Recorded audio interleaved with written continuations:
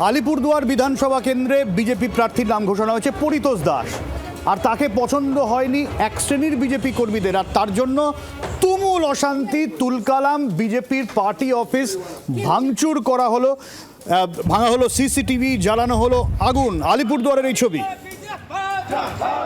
তপন রয়েছেন আমাদের সঙ্গে টেলিফোনে। তপন, এই হাল কেন? এত অপছন্দ পরিতোষ দাসকে? দেখো, এই মুহূর্তে কিন্তু পরিতোষ দাসের বিরুদ্ধে কিন্তু বিজেপির একটা বড় অংশের কর্মী সমর্থকরা কিন্তু সরব হয়েছেন, এবং শুধু তাই না, তাদের বক্তব্য একদম পরিষ্কার যে টাকার বিনিময়ে, তিনি যেহেতু একজন ব্যবসায়ী, টাকার বিনিময়ে তিনি এই টিকিট পেয়েছেন।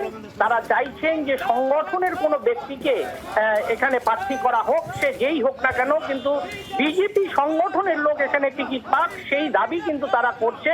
এবং তারা বলছে যে পরিতোষ দাসের মতো যখন প্রার্থী করা হয়েছে, এখানে এই বিক্ষুব্ধ বিজেপি কর্মীরা কিন্তু বলছেন যে সুমন কাঞ্জিলালের কথা উল্লেখ করছেন, যে সুমন কাঞ্জিলালের মতো কিন্তু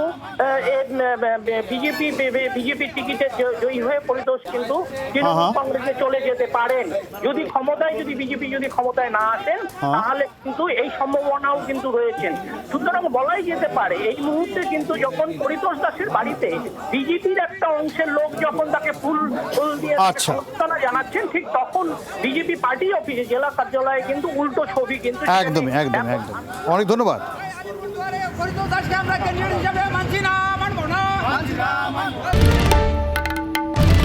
বাংলার আওয়াজ, বাঙালির আবেগ, জি 24 ঘন্টা।